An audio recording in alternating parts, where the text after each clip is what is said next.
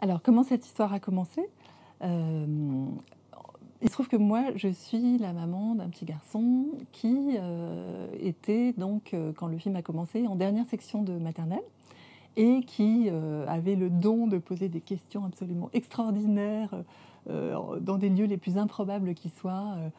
«Mais maman, à quoi ça sert de vivre?» Enfin, des trucs toujours très intenses. Et que là, bah, j'étais un peu confrontée à tout ça comme, le sont, tous les parents. Et à ce moment-là, donc Fabrice Papillon qui est un producteur de films avec lequel j'ai beaucoup travaillé, me dit: «Bah, tiens Cécile, tu devrais rencontrer Frédéric Lenoir qui a un projet de philosophie à l'école, et il y aurait probablement un très beau film à faire». Bonjour, Bonjour, Frédéric Lenoir. Frédéric Gobert, le directeur. Ah bah, enchanté. Voilà, bienvenue à l'école. Ben merci.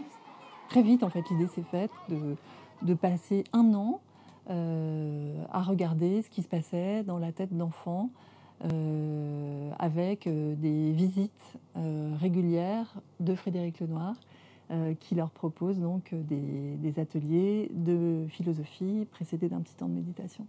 Moi, vous savez, j'ai appris la philo, j'étais très jeune aussi, et ça m'a énormément aidé.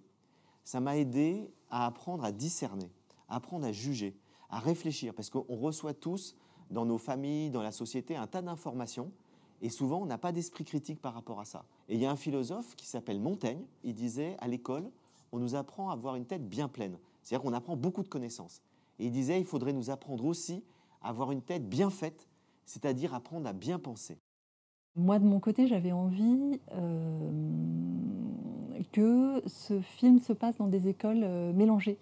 C'est-à-dire, je voulais pas qu'on pense que voilà, ce film, enfin que ce dispositif-là, cette idée de faire de la philo à l'école primaire ne pouvait marcher qu'avec des enfants dans des quartiers riches et bien élevés, ou que ça soit destiné non plus que à des enfants en difficulté. Et du coup, j'ai essayé de trouver des écoles qui étaient vraiment mélangées, dans lesquelles il y avait ben voilà, un peu toutes les religions, tous les niveaux sociaux et culturels. Et ça a été une année fabuleuse. Quelles sont pour vous les grandes questions que vous vous posez sur la vie? Lorenzo, Pourquoi on meurt? pourquoi on meurt? Voilà une très belle question philosophique. On va commencer par ça. Alors, Wael, On meurt parce que y a beaucoup de personnes qui font des enfants et quand on fait des enfants, eh ben on doit leur laisser la place parce que sinon la terre elle n'aura pas assez de place pour que tout le monde puisse aller à l'intérieur. vous êtes d'accord avec ça? Hein? Ce tournage a été fait il y a 2 ans. Et quand on voit en fait comment les enfants ont grandi, comment ils se sont développés depuis le tournage du film, ben, il y a quelque chose qui est évident, c'est que le pari qui a été fait a été complètement gagné. C'est-à-dire que beaucoup d'entre eux continuent à faire de la méditation. Beaucoup d'entre eux, alors ils sont marrants parce que par exemple les ados qui étaient en CM2, ben, maintenant ils sont en 5e.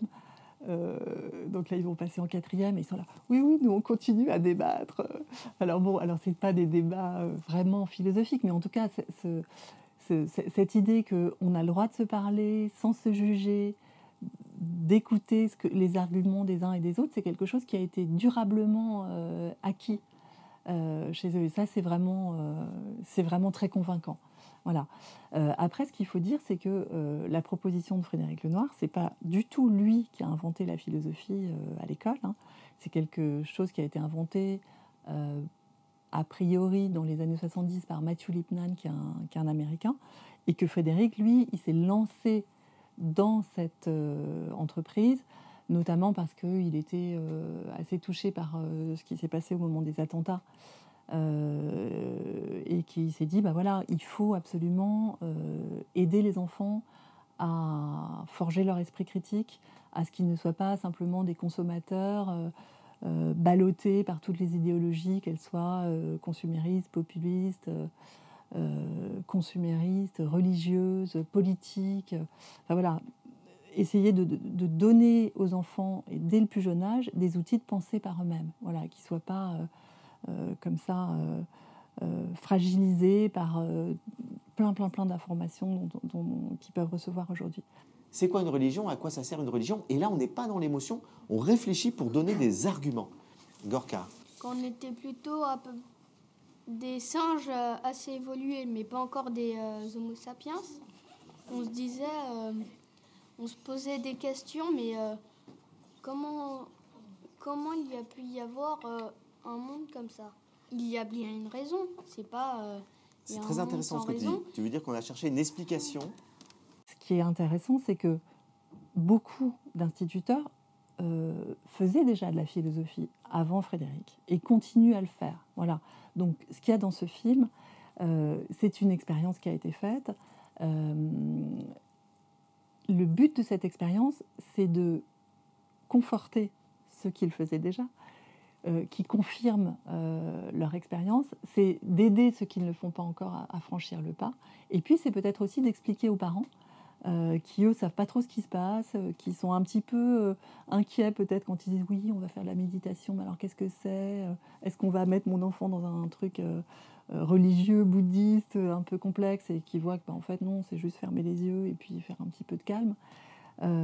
Voilà, donc je trouve que c'est vraiment important pour ça que ce film existe et soit partagé, parce que, voilà, ça montre tout simplement la réalité d'une expérience comme il peut y avoir dans chaque école et un petit peu à chaque âge, parce que je sais qu'il y a aussi des enfants qui font de la philosophie en maternelle.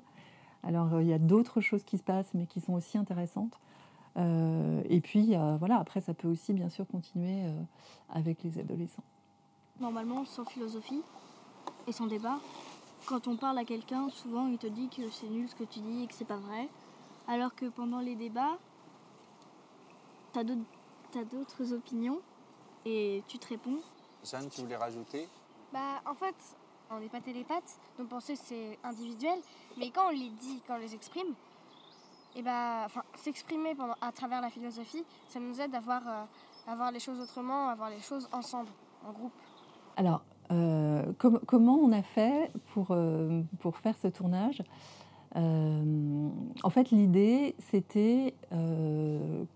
on était dans l'école, on a présenté le projet du film à la fois aux enfants. À Pantin, on a même fait une réunion avec les parents. Ça a été vraiment en confiance dès le début. On a expliqué très, très clairement ce qui allait se passer. Enfin, en fait, c'était assez facile parce que pour moi, la vision du film était très claire. Donc du coup, j'ai pu facilement l'expliquer. Et ce qui fait qu'on a été extrêmement bien accueillis dans les deux écoles. On avait un dispositif qui était assez simple. Donc il y avait un chef opérateur, Valerio Carignano, un ingénieur du son, Jean-Christophe Girard, et moi. Pendant les séances de philo en elles-mêmes, c'était très compliqué à filmer parce que les enfants, ça fuse, donc il fallait qu'on ait deux caméras. Donc du coup, moi j'avais une caméra, Valerio en avait une autre. Ce qui était très chouette, c'est que comme on est arrivé avec le projet du film et la philo. C'était en fait, pour les enfants, c'était la même chose. C'est-à-dire qu'il n'y aurait pas eu la philo s'il n'y avait pas eu le film. Donc du coup, il n'y avait pas d'histoire d'accepter la caméra parce qu'on était tous ensemble finalement. La mayonnaise a pris, c'était tellement intense, c'était tellement beau, c'était tellement fort, tout ce qui se passait, tout ce qui était filmé, que finalement, nous, on faisait partie du dispositif. Alors, ce qui se passe aussi, c'est qu'on arrivait, pas seulement pour les séances de philo, c'est-à-dire que il y avait une séance de philo à 10h, Frédéric Lenoir, il arrivait à 10h moins 10 et puis il repartait à 11h30. Nous, par contre, on était là, parfois on était là la veille, parfois on était encore là le lendemain. C'est-à-dire qu'on a vraiment tissé un lien avec les enfants qui était au-delà des seules séances de philo. Ce qui était vraiment intéressant parce qu'en fait, finalement, moi, ce qui m'intéressait, c'était de voir comment tout ce qui se passait dans ces séances pouvait rebondir, pouvait ricocher, pouvait passer d'un enfant à l'autre. Et c'est très très beau quand on voit par exemple à Pantin notamment la première séance qui est consacrée aux émotions, parce que c'est ce qui sort des enfants, c'est vraiment ce dont eux ils ont envie et besoin, et qu'ensuite après tout le reste de l'année va se développer autour de ce fil des émotions. Et finalement tout ce qui les anime à cet âge-là, c'est effectivement qu'est-ce que je fais de ces émotions qui sont tellement fortes que je ne comprends pas, que je ne maîtrise pas. Et qu'est-ce que c'est bien de pouvoir en parler, de pouvoir partager ça avec d'autres enfants et avec des adultes. Vous savez ce que c'est que les émotions? Oui. L'amour. L'amour. Alors, non, mais c'est intéressant ce que tu dis. L'amour, ça peut être effectivement une émotion, parce qu'une émotion, c'est quoi exactement? En fait, une émotion, c'est quelque chose aussi qu'on peut pas s'en empêcher de le faire. Oui, c'est quelque chose qui s'impose à toi. On n'est pas libre face à une émotion, c'est ça que tu veux dire? Ben, des fois, si, mais en tout cas, c'est rare. Alors, c'est vrai que dans le film, il y a des enfants qu'on voit plus que d'autres. Alors, le choix de tout ça, c'est fait vraiment par le cœur. C'est tout simple à dire, mais en fait, il y a des enfants qui, eux, avaient envie d'être filmés. Il y a des enfants qui, eux, avaient envie de discuter et qui me le faisaient savoir très simplement. Voilà, ça se sent, hein, c'est comme vous allez dans une fête, vous voyez bien, vous allez être attiré, vous allez parler plus à certaines personnes qu'à d'autres. Dans une classe, c'est pareil. Et moi, j'ai suivi aussi simplement voilà, j'étais attirée par Benamar qui faisait marrer tout le monde tout le temps et qui avait une espèce de simplicité et de complexité aussi. Et puis finalement, voilà, il m'emmène chez lui, je découvre qu'il vit dans un hôtel, qu'il a une vie beaucoup plus complexe que le petit gamin qui parle d'omelette en pleine méditation. Et c'était très beau. Enfin, il y a eu des moments comme ça le petit Well, qui était un enfant très, très simple, très calme, très réservé, mais qui disait toujours la phrase juste, profonde. Voilà, vous imaginez l'émerveillement quand on arrive chez lui, qu'il s'installe au piano et qu'il commence à nous montrer des mélodies qu'il compose parce qu'il aime composer des mélodies. C'est magnifique. Donc ça s'est fait. Quelque part, c'est pas vraiment moi qui ai choisi Wael ou Anaïs ou Tom ou Rose. Il y a eu des évidences comme ça qui se sont faites. Et ce qui est très beau finalement, c'est que quel que soit le milieu social, on s'aperçoit qu'ils ont tous cette réflexion existentielle très profonde et qui les anime, quoi.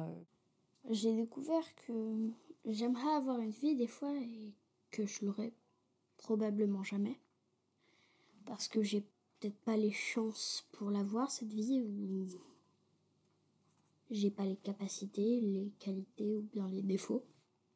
Et moi, j'ai justement très peur de devenir un peu comme ces adolescents qui sont en dépression ou qui ont des problèmes et du coup, ils se referment sur eux. C'est vrai que ce film a une histoire assez exceptionnelle parce que c'est, à ma connaissance, très rare que ça se passe comme ça, un film, dans le sens où c'est un film au départ que j'ai fait moi pour France 2, pour Infrarouge, donc c'était un documentaire de 55 minutes. Et puis donc il y a l'atelier d'images, Hugues Pesson, qui m'a contactée et qui m'a dit voilà, Cécile, ce serait super que ce film sorte au cinéma. Et là, c'est une chance absolument extraordinaire dans la vie d'une réalisatrice. Enfin, je pense que c'est assez rare. C'est-à-dire que l'idée que voilà, ce film qui a existé sous une première version, on lui offre la chance d'exister dans un autre mode, avec plus de temps, avec une temporalité complètement différente et qui, à mon sens, est beaucoup plus adapté à ce projet. C'est-à-dire que qu'est-ce qu'on fait dans ce film? Finalement, on donne du temps aux enfants. On leur dit, voilà, prenez le temps, posez-vous, coupez le temps scolaire, prenez ce temps pour regarder à l'intérieur de vous ce qui se passe, réfléchissez, partagez ces pensées, ces émotions qui vous traversent. Et finalement, qu'est-ce que c'est que le cinéma? C'est exactement ça. Vous rentrez dans une salle, vous coupez tout ce qui tient lieu de votre quotidien, de vos liens, etc. et vous vous plongez dans une histoire. Donc pour moi, c'était magnifique d'avoir vraiment la chance de pouvoir transposer cette histoire au cinéma et puis du coup d'avoir un récit un petit peu différent, d'avoir un rythme un petit peu différent aussi, parce que je pense que quand un enfant vous dit, par exemple, ça c'est quelque chose qui est absolument magnifique dans le film, c'est qu'on découvre le plaisir que certains enfants ont à penser, à découvrir qu'ils pensent. Il y a Maya qui dit moi, j'ai pas trop peur de mourir, mais par contre, quand je mourrai, je pourrai plus penser. C'est fou, quoi, qu'une enfant puisse se dire ça. Et en fait, nous, en tant que spectateurs, on se dit, c'est super de penser. C'est-à-dire que je trouve que le fait d'être au cinéma permet de partager vraiment, d'être avec eux. Et ça, c'est très beau. La deuxième chose, c'est que le cinéma, ça permet derrière de faire des séances qui sont accompagnées de débats. Donc ça, moi, j'ai eu la chance d'en faire quelques-unes. Et c'est hyper chouette de voir que les spectateurs, ils ont partagé des choses, ils ont vécu des choses pendant la projection. Ça leur donne envie de discuter avec leurs enfants. C'est-à-dire que moi, j'ai beaucoup d'amis qui m'ont dit « Ah dis donc, j'ai vu ton film et ensuite j'ai pris mon billet de train, je suis allée voir ma fille à Marseille parce que finalement, je m'aperçois que on a des tas de choses à se dire et que dans le quotidien, on ne prend pas le temps de s'écouter. » Je sais qu'il y a également eu des séances scolaires qui ont été faites et que c'est absolument dingue de voir que les enfants lèvent la main quand Frédéric Lenoir, au cinéma, pose une question aux enfants du film. Donc il y a une espèce d'engagement qui est super beau, je pense. Et là, chapeau, parce que c'est une vie... le projet de Frédéric, qui est vraiment d'organiser ces séances de philo et de méditation en classe, passer par le cinéma, c'est vraiment